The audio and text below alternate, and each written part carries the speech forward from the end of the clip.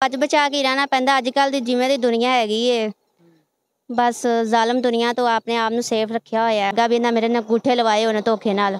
ਜਗ੍ਹਾ ਕੰਪਿਊਟਰ ਤੇ ਬੋਲਦੀ ਏ, ਹਾਲੇ ਵੀ ਬੋਲਦੀ ਏ। ਇਹਨਾਂ ਨੇ ਅੰਗੂਠੇ ਲਵਾਏ ਨੇ ਬੇਨਜ਼ੀ ਦਾ कार्ड कह के भी तेरा कार्ड बनवाना है। अस्सलाम वालेकुम नाज़रीन, लाहौर 42 के साथ मैं हूं आपका मेज़बान उमैर अली। नाज़रीन, इस वक्त हम लाहौर के अंदर मौजूद हैं। मेरे साथ एक खातून मौजूद है जिसने हमारे साथ रब्ता किया और इसने बताया कि इसके शोहर ने इसके ऊपर एक एप्लीकेशन दी है थाने के अंदर, जिसके अंदर ये मेंशन है कि इसने 2 बंदों को साथ ले जाकर अपने शोहर के ऊपर जानलेवा हमला करवाया है। और उसके बाद जो इसका शोहर है वो अपने बच्चों को लेकर घर छोड़कर चला जाता है और ये अब सड़कों पर जो है दर-बदर की ठोकरें खा रही हैं और सड़कों के ऊपर फिर रही थी। इसके पास अपना घर नहीं है, रेंट के घर पे रहती थी और जो शोहर है वो छोड़कर चला गया और उसके पास कोई काम भी नहीं है जो कि काम करके अपने 2 वक्त की जो रोटी है वो खा सकें। मज़ीद इससे बात करते हैं और इससे जानते हैं कि क्या कुछ हुआ था, इसका शोहर किस वजह से छोड़ कर गया। अस्सलाम वालेकुम। वालेकुम सलाम। क्या नाम है आपका? नाजिया। अच्छा नादिया, मुझे ये बताओ कि आपका जो शोहर है उसने आपके ऊपर जो एप्लीकेशन दी है कि आपने जानलेवा हमला करवाया है अपने शोहर के ऊपर, ये कहानी कहाँ से शुरू हुई थी? किस वजह से उसने आपके ऊपर एप्लीकेशन दी है? कहानी शुरू इंज ही होई सी। साडे घर लड़ाई होंदी सी, ठीक है। उस तो बाद लड़ाई इस वजह तो होंदी सी, ਜ਼ਮੀਨ ਦੀ ਵਜ੍ਹਾ ਤੋਂ। ਜਿਹੜਾ ਇਹਨਾਂ ਧੋਖਾ ਕੀਤਾ ਮੇਰਾ ਸਾਥ ਨਹੀਂ ਦਿੰਦਾ ਹੈਗਾ ਸੀ। ਕਿਹਦੇ ਨਾਲ ਜ਼ਮੀਨ ਤੁਹਾਡਾ ਮਾਮਲਾ ਕਿਹਦੇ ਨਾਲ ਸੀ? ਮਾਮਲਾ ਸਟੇਲਾ ਬਾਪ ਹੈਗਾ ਤੇ ਮਾਂ ਸੱਕੀ ਹੈਗੀ ਏ। ਉਸ ਤੋਂ ਬਾਅਦ ਮੀਆਂ ਹੈ, ਮੇਰਾ ਸਾਥ ਹੀ ਨਹੀਂ ਦਿੰਦਾ ਸੀ। ਬਸ ਜ਼ਮੀਨ ਕਿੰਦੀ ਹੈ ਔਰ ਕਿਸ ਤਰ੍ਹਾਂ ਸਾਰੀ ਕਹਾਣੀ ਜਿਹੜੀ ਤੁਸੀਂ ਦੱਸਣੀ ਹੈ ਕਿ ਸ਼ੁਰੂ ਤੋਂ ਲੈ ਕੇ ਜ਼ਮੀਨ ਦੇ ਤੁਹਾਡੇ ਨਾਲ ਕੀ ਇਹਨਾਂ ਦਾ ਰੌਲਾ ਪਿਆ ਸੀ ਔਰ ਉਸ ਤੋਂ ਬਾਅਦ ਤੁਹਾਡੇ ਸ਼ੋਹਰ ਨੇ ਤੁਹਾਡਾ ਕੀ ਸਾਥ ਨਹੀਂ? 2016 ਦੀ ਇਹ ਗੱਲ ਹੈਗੀ ਹੈ। ਆਸਤਾ ਸੇ ਮੈਨੂੰ ਪਤਾ ਲੱਗਾ ਮੇਰੀ ਜਗ੍ਹਾ ਹੈਗੀ ਹੈ, ਠੀਕ ਹੈ। ਅੱਬੂ ਫੌਤ ਹੋਇਆ, ਮੇਰਾ ਅੱਬੂ ਨੇ ਸਾਡੇ ਨਾਂ ਲਾਈ ਹੋਈ ਸੀ। ਸਾਰਿਆਂ ਨੇ ਦੱਸਿਆ ਹੈਗਾ, ਮਾਮਿਆਂ ਨਾਨਿਆਂ ਨੇ, ਨਾਨੋ ਅੱਬੂ ਨੇ। ਤੇ ਉਸ ਤੋਂ ਬਾਅਦ ਫਿਰ ਮੈਨੂੰ ਪਤਾ ਲੱਗਾ, ਮੈਂ ਕਸੂਰ ਗਈ। ਮੈਨੂੰ ਉਸ ਤੋਂ ਬਾਅਦ ਫਿਰ ਮੈਂ ਇਹਨਾਂ ਨੂੰ ਪੁੱਛਿਆ, ਦੱਸਿਆ ਤੇ ਇਹਨਾਂ ਨੇ ਫਿਰ ਆਸਤਾ ਆਸਤਾ ਪਤਾ ਲੱਗਾ ਵੀ ਇਹਨਾਂ ਮੇਰੇ ਨਾਲ ਅੰਗੂਠੇ ਲਵਾਏ ਹੋਏ ਨੇ ਧੋਖੇ ਨਾਲ। ਜਗ੍ਹਾ ਕੰਪਿਊਟਰ ਤੇ ਬੋਲਦੀ ਏ, ਹਾਲੇ ਵੀ ਬੋਲਦੀ ਏ। ਇਹਨਾਂ ਨੇ ਅੰਗੂਠੇ ਲਵਾਏ ਨੇ ਬੇਨਜ਼ੀ ਦਾ कार्ड कह के भी तेरा कार्ड बनवाना है। वालदा ने ते वालद ने ते ਇਹਦੇ ਮੀਆਂ ਦੇ ਵੀ ਅੰਗੂਠੇ ਲਵਾਏ ਨੇ ਮੇਰੇ। ਤੇ ਉਸ ਤੋਂ ਬਾਅਦ ਮੇਰੇ ਵੀ ਲਵਾਏ ਨੇ ਤੇ ਉਹਦੀ ਵਜ੍ਹਾ ਨਾਲ ਸਾਡੇ ਘਰ ਆਏ ਦਿਨ ਰੋਜ਼ ਸਾਡੇ ਘਰ ਲੜਾਈ ਨਹੀਂ ਖਤਮ ਹੁੰਦੀ ਸੀ। ਲੜਾਈ ਕਿਸ ਗੱਲ ਦੀ ਹੁੰਦੀ ਸੀ? ਲੜਾਈ ਇਸ ਗੱਲ ਦੀ ਵੀ ਨਾ ਮੈਨੂੰ ਖਰਚਾ ਦਿੰਦਾ ਸੀ, ਨਾ ਕੁਛ ਦਿੰਦਾ ਸੀ। ਅੱਛਾ, ਮੈਨੂੰ ਦੱਸ ਕਿ ਤੇਰਾ ਜਿਹੜਾ ਸ਼ੋਹਰ ਹੈ ਉਹ ਕੰਮ ਕੀ ਕਰਦਾ? ਕੰਮ ਕਰਦਾ ਸੀ ਫੈਕਟਰੀ 'ਚ। ਫੈਕਟਰੀ 'ਚ? ਹਾਂਜੀ। ਸ਼ਾਦੀ ਨੂੰ ਕਿੰਨੀ ਦੇਰ ਹੋ ਗਈ? ਸ਼ਾਦੀ ਨੂੰ ਹੋ ਗਿਆ ਨਾ 13-14 ਸਾਲ। ਮੈਂ ਵੀ ਕਰਦੀ ਸਾਂ ਕੰਮ। ਐ ਨਹੀਂ ਕਿੰਨੀ ਉਮਰ ਸੀ ਜਦੋਂ ਤੇਰੀ ਸ਼ਾਦੀ ਹੋਈ? ਉਦੋਂ ਤਾਂ ਇਹਨਾਂ ਨੇ ਜ਼ਬਰਦਸਤੀ ਉਹਦੇ ਨਾਲ ਘਰ ਛੱਡਿਆ ਸੀ ਆਪਦੀ ਮਰਜ਼ੀ ਨਾਲ। ਤੇਰੀ ਉਮਰ ਕਿੰਨੀ ਸੀ? ਉਦੋਂ ਮੇਰੀ ਕੋਠੀ 'ਚ ਕਰਦੀ ਸੀ, ਇਹਨਾਂ ਨੇ ਉੱਥੋਂ ਲਿਆ ਕੇ ਤੇ ਮੇਰੀ ਸ਼ਾਦੀ ਕਰਤੀ। ਉਹ ਵੀ ਸ਼ਾਦੀशुदा ਸੀ, ਉਹਨੂੰ ਤਲਾਕਾ ਤਰੂਕਾ ਦਵਾ ਕੇ। ਨਹੀਂ, ਤੇਰੀ ਉਮਰ ਕਿੰਨੀ ਸੀ ਜਦੋਂ ਤੇਰੀ ਸ਼ਾਦੀ ਇਹਦੇ ਨਾਲ ਹੋਈ ਹੈ? ਉਦੋਂ ਉਮਰ ਥੋੜੀ ਹੋਣੀ ਹੈ ਮੇਰੀ। ਕਿਸੇ ਕੋਠੀ 'ਚ ਕੰਮ ਕਰਦੀ ਸੀ? ਹਾਂ, ਮੈਂ ਕੋਠੀ 'ਚ ਕਰਦੀ ਸੀ। ਉਧਰੋਂ ਛੁਡਵਾ ਕੇ ਇਹਨਾਂ ਨੇ ਇਹਦੇ ਨਾਲ ਘਰ ਛੱਡਿਆ। ਇਹ ਬੰਦਾ ਪਹਿਲੇ ਸ਼ਾਦੀशुदा ਸ਼ਾਦੀशुदा ਸੀ। ਇਹਨੂੰ ਮੇਰੀ ਗੱਲਬਾਤ ਚਲਾ ਰਿਹਾ ਸੀ, ਵਿੱਚ ਤਲਾਕਾਂ ਦਵਾਈਆਂ ਨੇ ਹੁੰਦੀਆਂ। ਤੇ ਉਸ ਤੋਂ ਬਾਅਦ ਫਿਰ ਮੇਰੀ ਇਹਨਾਂ ਨੇ ਘਰ ਛੱਡੀ ਏ। ਅੱਛਾ, ਮੈਨੂੰ ਇਹ ਦੱਸ ਕਿ ਤੇਰੀ ਉਸ ਟਾਈਮ ਉਮਰ ਬਿਲਕੁਲ ਥੋੜੀ ਸੀ ਜਦੋਂ ਤੇਰੀ ਇਹਦੇ ਨਾਲ ਸ਼ਾਦੀ ਹੋਈ ਔਰ ਇਹ ਬੰਦਾ ਪਹਿਲੇ ਸ਼ਾਦੀशुदा ਸੀ? ਹਾਂਜੀ, ਮੇਰੀ ਉਮਰ ਥੋੜੀ ਸੀ। ਸ਼ਾਦੀ ਕਿਹਨੇ ਕਰਵਾਈ ਸੀ? ਸ਼ਾਦੀ ਮੇਰੀ ਮਾਂ ਨੇ ਤੇ ਸਟੇਲੇ ਬਾਪ ਨੇ ਰਲ ਕੇ। ਤੇਰੀ ਵਾਲਦਾ ਨੇ ਤੇ ਸਟੇਲੇ ਬਾਪ ਨੇ ਸ਼ਾਦੀ ਕਰਵਾਈ ਸੀ।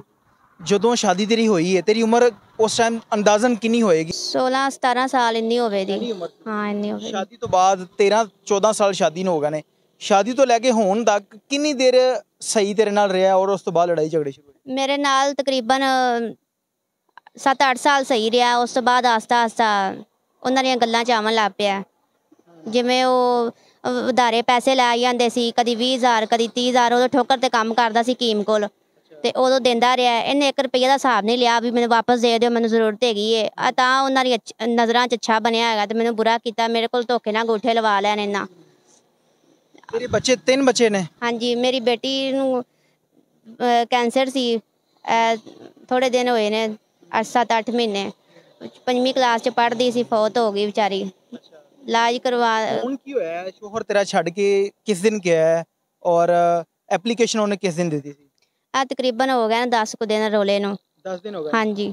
ਉਹ 10 ਦਿਨ ਤੋਂ ਬਾਅਦ ਤੂੰ 10 ਦਿਨ ਕਿੱਥੇ ਮਤਲਬ ਕਿ ਰਹੀ? ਰਾਤ ਨੂੰ ਦਿਨ ਨੂੰ ਖਾਣਾ ਕਿੱਥੋਂ ਖਾਦਾ ਹੈ ਔਰ ਕਿਸ ਤਰ੍ਹਾਂ ਜ਼ਿੰਦਗੀ ਗੁਜ਼ਾਰਦੀ? ਬਸ ਕਦੀ ਖਾ ਲਿਆ, ਕਦੀ ਨਾ ਖਾਦਾ, ਐਵੇਂ ਹੀ। ਬਸ ਕੁੜੀ ਹੈਗੀ ਸੀ, ਉਹਦੇ ਘਰ ਰਹਿੰਦੀ ਹੈਗੀ ਆ। ਫਿਰ ਬੰਦਾ ਕਿਸੇ ਦੇ ਘਰ ਅੱਛਾ ਨਹੀਂ ਲੱਗਦਾ। ਉਹਨਾਂ ਦੇ ਖਰਚੇ ਮਰਚੇ ਇੰਨੀਆਂ ਮਹਿੰਗਾਈਆਂ ਹੋਈਆਂ ਨੇ। ਉਹਨਾਂ ਨੇ ਕਦੀ ਖਾ ਲਈ, ਕਦੀ ਨਾ ਖਾਦੀ। ਇਹ ਸਰਕਸ ਚੱਲਦਾ ਪਿਆ। ਕੰਮ ਕਾਰ ਹੈ ਨਹੀਂ ਮੇਰੇ ਕੋਲ। ਸ਼ਾਦੀ ਤੋਂ ਪਹਿਲੇ ਯਾਨੀ ਕਿ ਸ਼ਾਦੀ ਜਦੋਂ ਹੋ ਗਈ ਸੀ 13-14 ਸਾਲ, ਸ਼ੋਹਰ ਤੇਰਾ ਕੰਮ ਕਰਦਾ ਸੀ ਉਸ ਤੋਂ ਬਾਅਦ ਤੂੰ ਵੀ ਜੋਬ ਕਰਦੀ ਰਹੀ ਹੈ ਕਿ ਸ਼ੋਹਰ ਇਕੱਲਾ ਜੋਬ ਕਰਦਾ ਰਿਹਾ? ਮੈਂ ਉੱਥੇ ਠੋਕਰ ਤੇ ਉਹਦੇ ਨਾਲ ਮੈਂ ਵੀ ਕਰਦੀ ਸਾਂ, ਆਪਣਾ ਰਲ ਮਿਲ ਕੇ ਸਮਾਨ ਬਣਾਇਆ। ਵਾਲਦਾ ਨੇ ਸਮਾਨ ਸਮੂਨ ਨਹੀਂ ਸੀ ਦਿੱਤਾ, ਰਲ ਮਿਲ ਕੇ ਸਮਾਨ ਬਣਾਇਆ ਸੀ।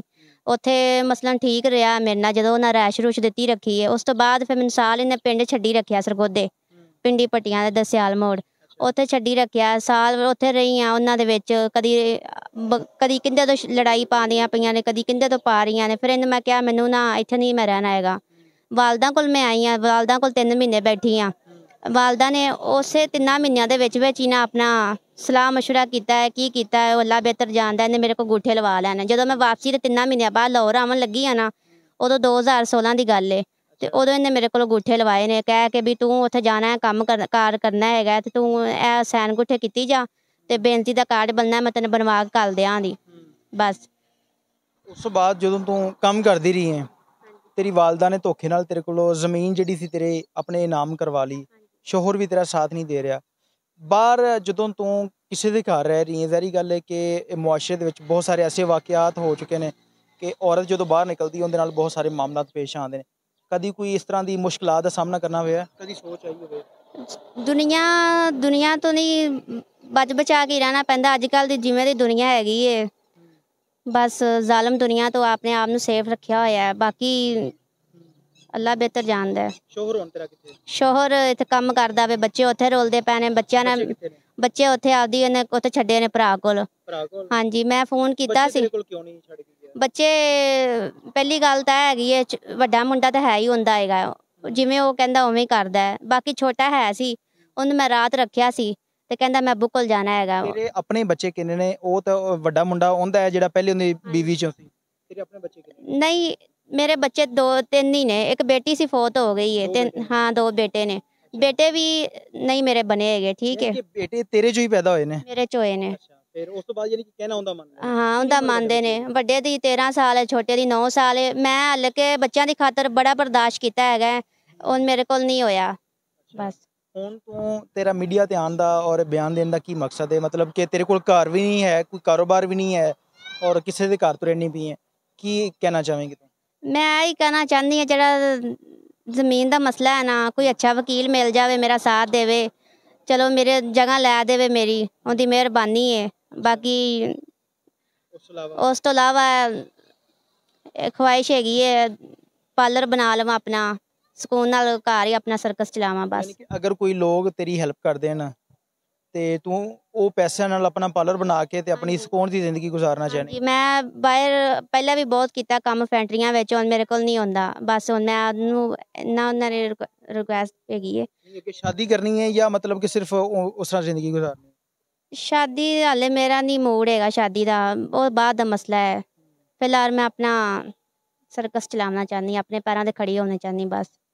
जी नाज़रीन, आपने नाजिया बीबी की बात सुनी और इसकी जो वालदा थी उसने धोखे से इसे अंगूठे लगवाए, जो कि इसके नाम पे ज़मीन थी वो अपने नाम पे करवा ली। उसके बाद जो शोहर था, शोहर पहले से शादीशुदा था। जब यानी कि इसके घर वालों ने शादी की, जो इसका शोहर है वो पहले से शादीशुदा था, उसने अपनी बीवी को डिवोर्स दी और उसके बाद नाजिया से शादी की। और नाजिया से शादी करने के बाद तकरीबन कोई 5 से 7 साल सही गुजरते हैं और उसके बाद लड़ाई झगड़े शुरू हो जाते हैं। और उसके बाद वो आज ऐसी नौबत आन पड़ी है कि वो घर छोड़कर चला गया है और बच्चे भी साथ ले गया, और इसके बाद अपना घर भी नहीं है, खाने पीने के लिए कोई राशन के पैसे भी नहीं है, ना कोई कारोबार है जिससे ये अपना कोई कारोबार कर सकें या अपना पेट पाल सके। मैं इनका नंबर मेंशन कर दूंगा। तमाम दोस्तों से गुजारिश है कि इसकी हेल्प की जाए ताकि ये अपना कुछ छोटा मोटा सेटअप करके अपने 2 वक्त का जो खाना है उसका बंदोबस्त कर सके। इसके साथ ही अपने मेज़बान उमैर अली को इजाज़त दीजिए और देखते रहिए लाहौर 42 अलाने के बाद।